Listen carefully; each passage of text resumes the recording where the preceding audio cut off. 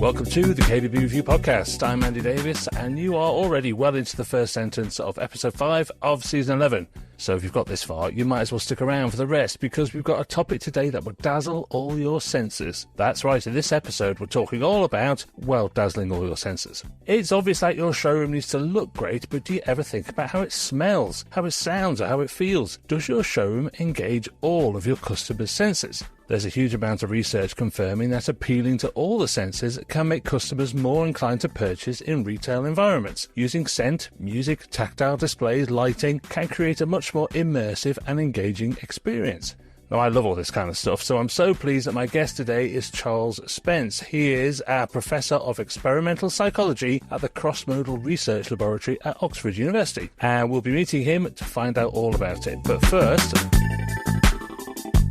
this very special episode is brought to you with the support of our good friends at KBB Birmingham 2024, Europe's prime hub for the kitchen, bedroom and bathroom industries. The ultimate showcase of innovation is now only days away. It starts on Sunday, March the 3rd at the NEC Birmingham, and it runs all the way through to Wednesday the 6th. The exhibition will feature more than 250 top European brands across 26 diverse categories, unveiling cutting-edge designs and the latest innovations. Over 15,000 decision makers will be attending from residential, design, retail and contract sectors, so it's the prime spot for networking, sourcing and business growth. You can expect renowned brands like Capel, Franca, Vitrum, Bora and many more to showcase everything from furniture to appliances to components, giving you a glimpse of the future in KBB world. Meet key clients, engage with trendsetters, explore the newest launches and dive into live demonstrations. You'll gain valuable insights that will drive your business forward.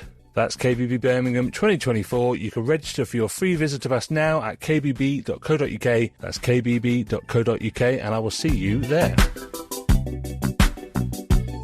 So here is Professor Charles Spence. A very warm welcome to you, sir. Thank you. Now let's start, I think, Charles, if we can, by looking at the basics. You're the head of the Crossmodal Research Laboratory. What exactly does that mean? What do you study there? So I'm a psychologist by training, and here at Oxford University's Department of Experimental Psychology, where my lab, as you mentioned, the Crossmodal Research Laboratory, is and has been for the last 27 years now, sort of dedicated to thinking about the senses, how we hear, see, smell, touch, taste the world around us. And in particular, the lab sort of focuses on how to try and take the latest insights about how the brain combines what we see and hear and touch and taste and smell, and give some insights into the design of real-world experiences that hopefully more effectively engage the senses. And over the years, that's taken us from the design of warning signals for car drivers that stimulate bits of the brain you didn't know you had, through to working with Dulux paints on the design of paints that maybe make you more productive or help you to relax. And these days we do awful lot in the world of food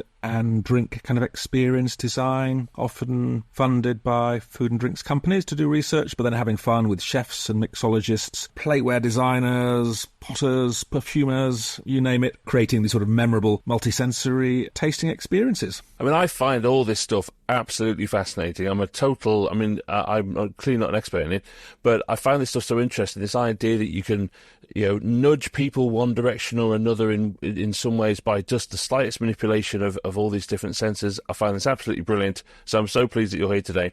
Now, we're obviously talking about kitchen and bathroom retail, kitchen bathroom showrooms, but the idea of all this going into retail, I find absolutely fascinating. So let's look at how we might apply some of these principles. And I think if we can sort of take senses one by one, and then we'll kind of join them all up again at the end.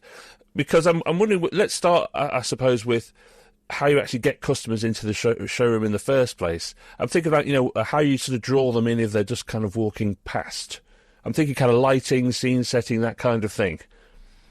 So we have over the last decade or two worked quite a lot with the VF Corporation over in the States, who own most of the clothing brands you've heard of.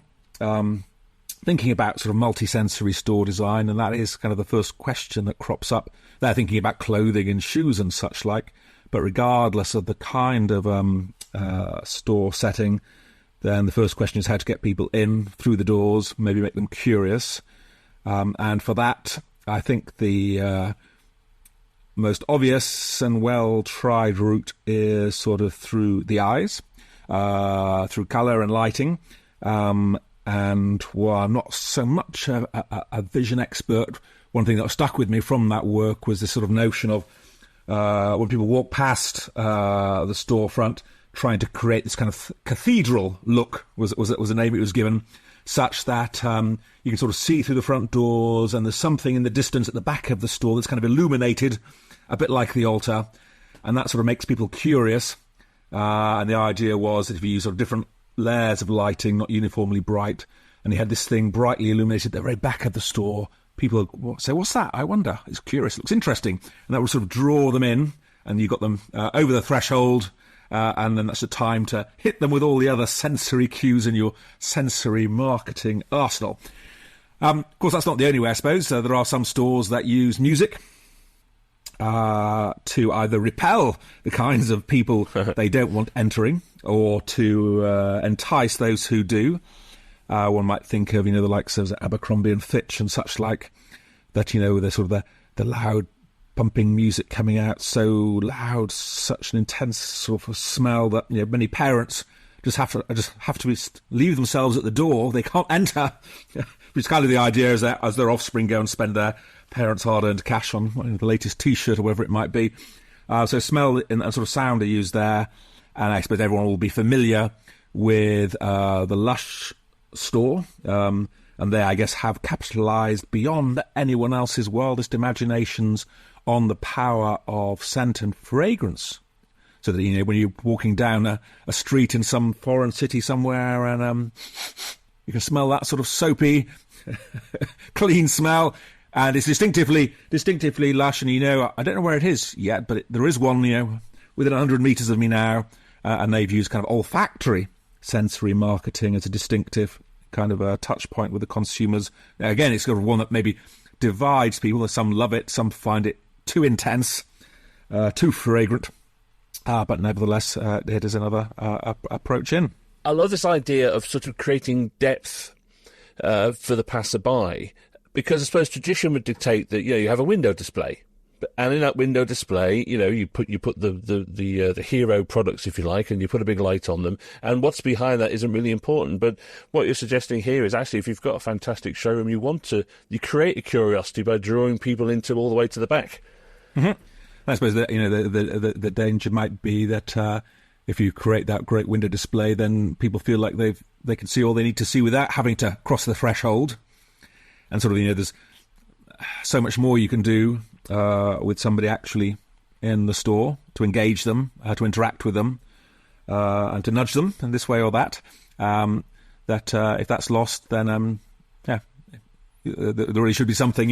So you've got to create that reason, I suppose, to enter, at least for the sort of passing customer, casually passing customer. And I suppose for the kind of showrooms that we're talking about here, there is definitely, a journey around the store that you would go from one display to another. And I suppose you can use the lighting in the same way, can't you? To when you turn a corner, you see another thing that sort of piques that curiosity.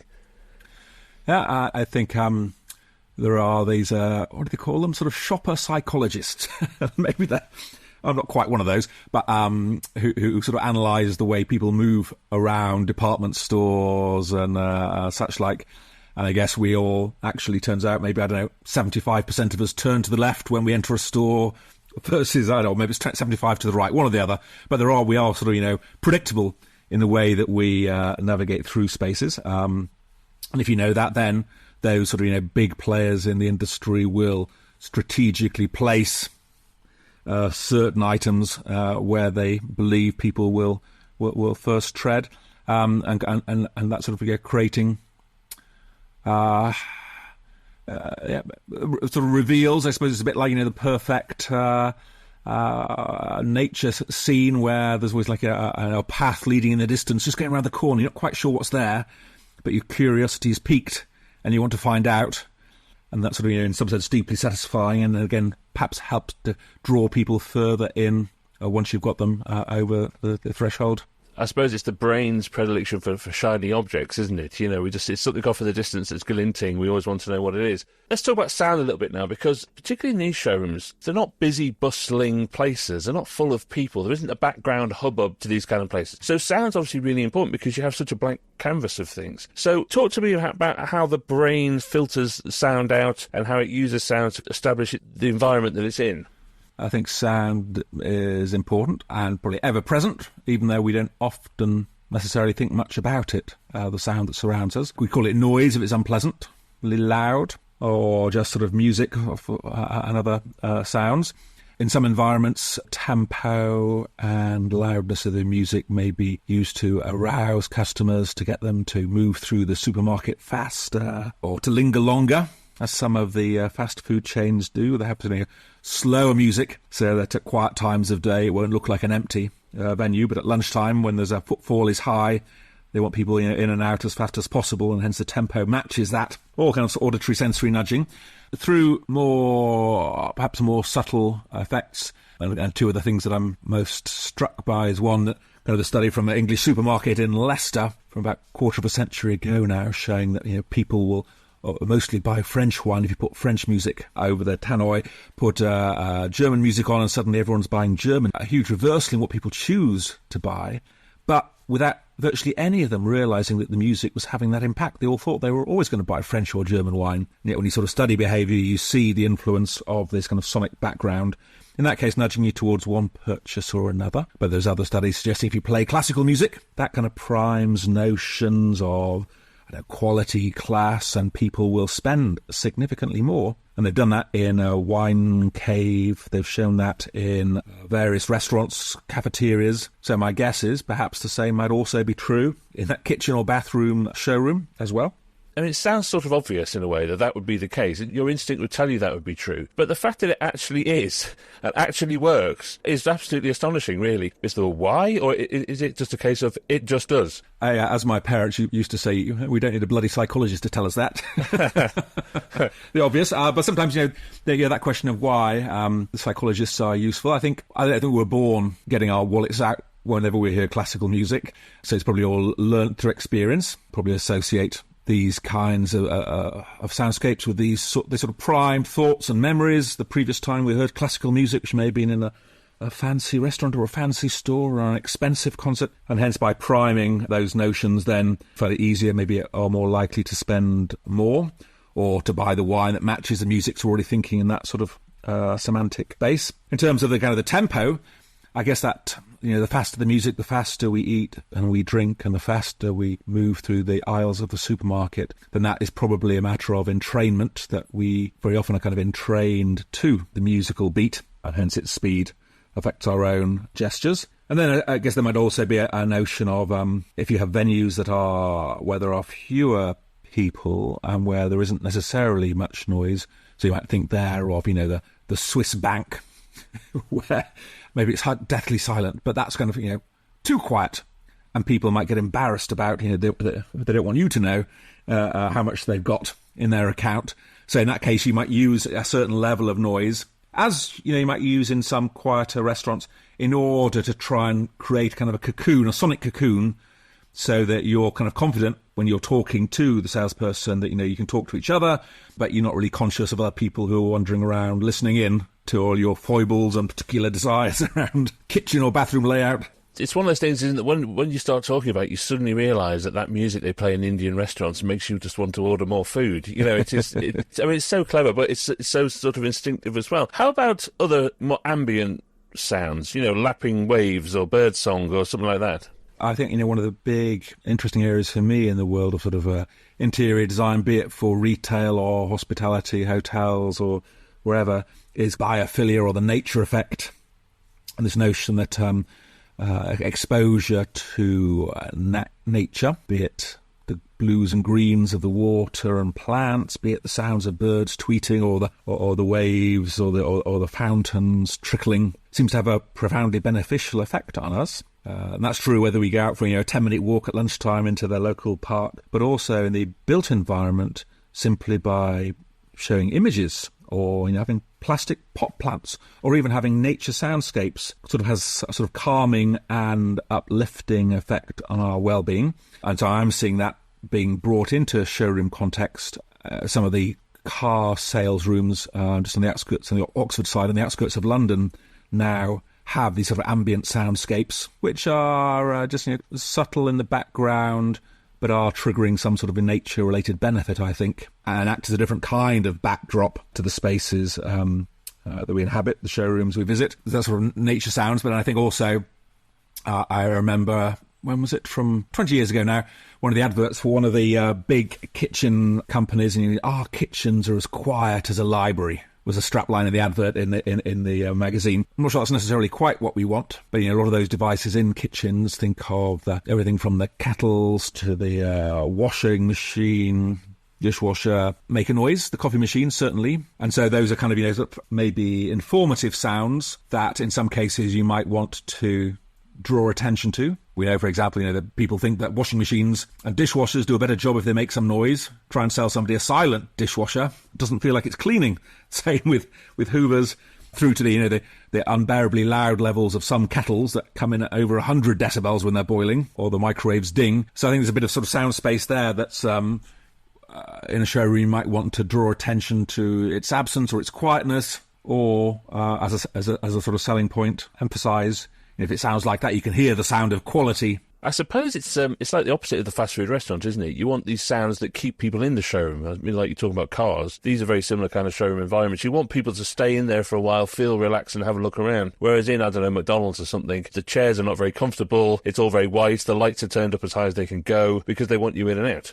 And I suppose there's the two big trends in sort of the marketing, the notion of sort of sensory marketing, trying to engage the consumer, the customer, wherever, whatever they're doing or buying, through engaging more of their senses. And that plays out here, thinking about, okay, what can we do for the consumer's eye to draw them into the store? What can we do to their ear in order to encourage them to interact with the product, say, through touch and smell and taste as well?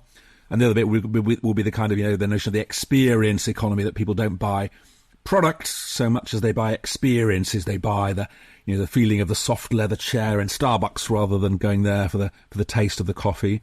And so I might think in the showroom setting, okay, how can we not just show people, demonstrate the kitchen, but sort of give them that multi-sensory experience, and perhaps the better that the customer can imagine themselves in that space, and the more of their senses that you engage, both rationally, and if it sounds like this is going to do a good job, but also emotionally, isn't that a comforting sound, or doesn't it sound of luxury? Or then the more senses you engage in that both rational and emotional way, I think the more successful one will be. That brings us on very nicely to the smell and the scent of things, because I think that's the one that people kind of immediately think that they can influence. I think we're quite familiar with the idea of freshly brewed coffee or baking bread wafting about the place. The science behind that's very similar, I suppose, isn't it? It's this idea that it's triggering a sense of home, a sense of familiarity. Mm-hmm. And in my last book, sort of Sense Hacking, I looked through how you could use all the senses in our sort of everyday lives to improve our well-being. And one of them was thinking about, the fact that so many of us have spent so much time at home during the COVID lockdown, and how important the kind of the ambient smell is there to well-being, and how if you're trying to sell your home, it's said that, the smell of freshly baked cookies, the coffee freshly brewed, the bread freshly baking, these were great scents to help sell your home. And if that's true, then why not, incorporate those scents into one's daily experience as kind of a reassuring, perhaps nostalgic, familiar, comforting kind of smells.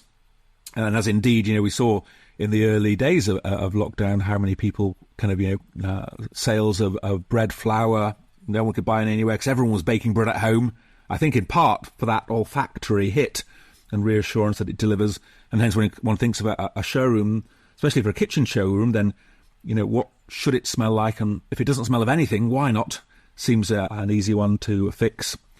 And there you might, I'm drawn both to two examples. One of going around a lot of the huge European flatware, kitchenware trade shows like a Messe somewhere in Germany. And it's actually 32 football stadium-sized hangers full of every single cut plate you're ever going to see, but there's absolutely no food there. It's all about food, and I guess kitchens are all about food, as well as these days a central living point of the home, and yet there's no food thing there. So how do you engage those sort of food-related senses to deliver a multi-sensory, emotional and experience to customers? As people like Doubletree hotel chain, if you've ever been there, then when you enter the lobby, you're immediately greeted by the smell of a freshly baked cookie, and you're given that as kind of a surprise treat. That's not normally what I expect when I check into a hotel, but it's scented the lobby with this sweet smell. You've got this kind of, gift, and having that sweet taste, I think also is likely to create kind of a sticky memory for the guest. And hence that's a great example, I think, of the use of scent to enhance the experience. Now, one of the other things about cars is, of course, that people talk about new car smell, don't they? They love the smell of something new, the idea that they've bought something new. How does that work in the brain? So it is amazing, this new car smell that you can now buy in bottles and that many of the car companies think very carefully about. It's not a functional part of your new car, but it is a hugely emotionally important part of the experience for the purchaser. So how do you optimise that? And I think it's probably, new car smell is probably actually something pretty nasty. If you analyse it chemically, it's all the smell of the sweating leather and volatile organic compounds you don't want to know about. And yet that smell is something we associate with a very high-value purchase, and hence it becomes to be very rewarding and liked as a result. And so to the extent, I don't know how often people normally buy a new kitchen, but maybe it's not on such a different timescale from a new car. You might think, well, a new kitchen, at least in my wife's hands, costs as much as a very nice new car would. So if that new kitchen had a particular smell, would that come to take on the same, emotional impact?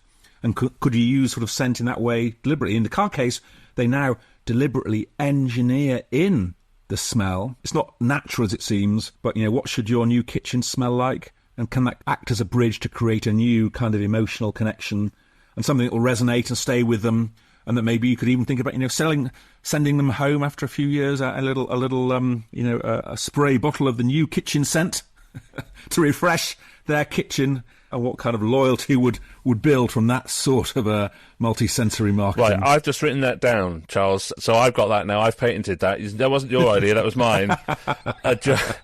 New kitchen smell. New kitchen smell spray. Yes, okay. I'm loving this. But you're right, because look, what you don't want is, it's just been installed, and the bathroom, you don't want it to smell of sealant and, sawn wood and cleaning stuff. You want it to smell like you've lived there. I'm reminded of, I think it's Philips televisions, and reasonably high-value purchase in some cases, and they sort of realise that when people they see the television in the store, and then they get one from the warehouse, and it gets delivered home, and there's this unboxing moment when your new toy, your new thing, is taken out of its box, out of that plastic bag, and the first smell you get is something that's like really stale, that's been on the shelf in the factory for who knows how many months or years. And if that's your first experience, that's really bad. And hence what Philips were doing for a while was actually impregnating the air of the bag of their new televisions with, I think, fresh coffee smell. It won't work for you, but for everybody else, it's quite nice to make sure that the first experience was a great one. And hence that's probably true for, the kitchen or the bathroom. I don't want it to smell plasticky or woodworky or sealanty, but rather perhaps some pleasant scent that will linger with me for long after the purchase has receded into memory. And on the flip side of this, obviously in the bathroom, maybe you could answer a question I've always wanted to know, which is why are lemons clean? Why do people think lemons smell clean? Yeah, so and why are lemons fast rather than slow? I could throw that one right back at you. One might think about the acidity of lemons, perhaps helping to cut through fat, say in dishwashing products, but probably a lot is also down to convention and sort of history. Why do we use a lemon scent or pine scent as another one that's sort of conventionally been associated with cleaning products? Lavender, more commonly with relaxation, and these sort of aromatherapy-like scents may have some fundamental pharmacological impact on people, but at the same time, I think a lot of it is just through almost a placebo effect, through experience and custom and convention. Because obviously those kind of citrusy smells, and lavender and things like that, I suppose if you're in those bathroom displays, in that bathroom area, that subconscious idea that it's clean and it's going to help you clean and there's a sort of a relaxing air about it, it is very, very important to selling those kind of environments.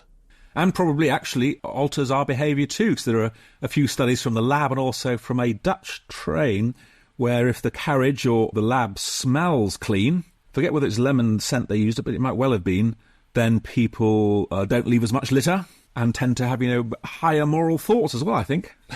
So multiple benefits of a clean-smelling bathroom. Wow, that's amazing, isn't it? How about smells that turn the consumer off? Are there ones that have the reverse effect, apart from the obvious ones, But like, for example, I don't like coffee. I can't stand it. I'm from the north of England. I just drink tea permanently all day. So I can't stand the smell of coffee. But are there other sort of smells that are to be avoided, apart from like farting and cigarette smoke and things like that? Yep, so you are most unusual in that regard. Even if I'm from the north of England too, and coffee and chocolate turn out to be like two of the world's best smells. Even for people who don't like coffee, normally they like the smell of it. There's a whole lot of research around immersion and trying to get people immersed in an experience, often like virtual reality, or in a museum, say.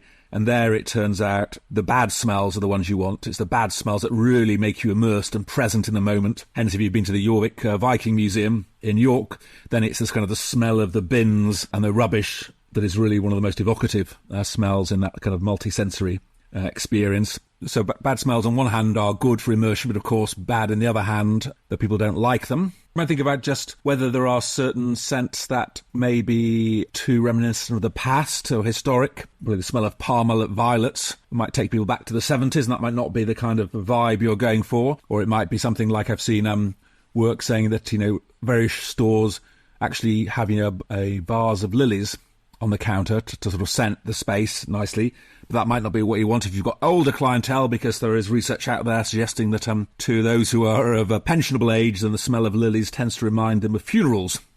Oh, God. Rather than a pleasant thought, that might be another one. I suppose all this is about always being conscious of it. I suppose if you own a showroom and you're in there every single day and you've been in there for years, it's very easy to become blind to things. And, you might have a look round and check that everything looks okay, but you might not check, hang on a minute, what's that weird smell? Or perhaps it's a bit musty, or I can smell the traffic on the road outside. That constant being aware of all the senses when you're doing that check around the showroom every morning. Absolutely. That's one of the real challenges with working with scent. And, in the sort of electronic sector, Samsung, I think it was, used to have their experience stores, and they had a signature scent of green melon that was released in the stores, which is meant to be universally liked. But the real problem is, if you're working in the space, we adapt to smells in a way we don't to other senses, and hence, after a few days, just like your own perfume or the smell of your own home, you're never really aware of it unless you come across it. After a long holiday away, you open the front door and suddenly, my home smells. That's strange. Yeah. It always smells, you never realised it. And that's probably the same is true of a showroom. So that makes it sort of difficult to manage without getting other people to come along and tell you what it smells like to somebody who's not working in there full time. Can we just talk about touch for a minute? Because obviously in showrooms like these, you walk around, you open the cupboards, you open the handles, you turn the taps on, whatever it is. So touch is very, very, very important about it. We don't need to explain why that is. But I was wondering about the permission to touch. Do they fundamentally feel that they need to be told they're allowed to? Yes, absolutely. I think maybe we all feel a bit like we're in a museum, and we've seen too many of those do not touch signs, such that we are kind of inhibited from very often interacting with the merchandise. And yet all the marketing, sort of touch marketing research says if you can get people to touch the merchandise, they will both feel a little bit more like they own it, and hence more likely to purchase it. And studies from, is it Aldi or Lidl or one of those, or no, IKEA, show that people who touch the towels are something like 6 times more likely to end up putting them in their baskets than those who don't touch them. So anything you can do to get your consumers to interact with whatever you're selling has to be a good thing. And there I have seen showrooms and even store windows that sort of say, explicitly touch me, and a big sign. And I think that is the way you have to go, because otherwise people will be reticent, and you want them to touch as much as possible. With the only proviso that there's also kind of a contamination effect, like when the days when we used to buy real physical newspapers, I'd always pick the newspaper from second or third in the pile. I didn't want the top newspaper because somebody else might have touched it. And so there's this kind of contamination effect. I don't want things that somebody else has had their grubby paws all over. And that might also be true in the case of kitchens or bathrooms. Guys, this is so interesting, and I could talk about this all day, but I'm going to end with a slightly negative question, Charles, so I apologise for that. Is there a danger that some may think this is all manipulating the customer in some slightly nefarious way? People don't like being nudged if they don't know they're being nudged. Does that make sense? I take the question as a compliment, because 2 decades ago when I was talking about sort of sensory marketing and things, people would just laugh you off and say, I don't believe that. What do you mean? Changing the music will change what people buy and how much they spend? That'd be ridiculous, And now when the question comes up very often, isn't this manipulation in the marketplace? Isn't this some sort of evil or hidden persuaders kind of notion? And that says, well, it's talking about recognition perhaps that people are taking the signs seriously, and clearly it can be used for to nudge people perhaps in directions they don't want, and you might think then of the fast food restaurants with the music and the colour schemes that get you in and get you out supposedly. And yet the other side of that, I think, is everyone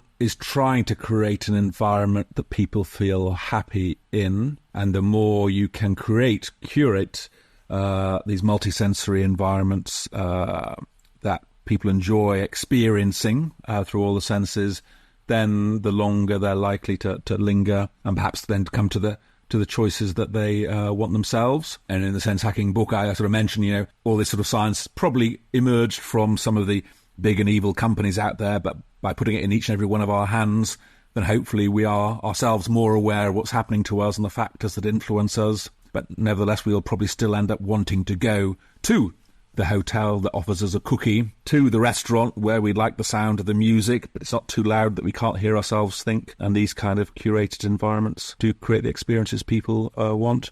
Thank you so much for your time. Like I say, this is absolutely fascinating stuff, and we're barely scratching the surface of the work that you've done. So, look, if anyone wants to go and find out more about this work, I will put the link to Charles's book in the episode description. And all I can say is thank you so much for your time, but I'm going to go out and put some coffee on, even though I don't like it, bake some bread with some lemons in it, just because you've persuaded my subconscious to go and do all these things. So, thank you again, and we'll speak again soon. Thank you.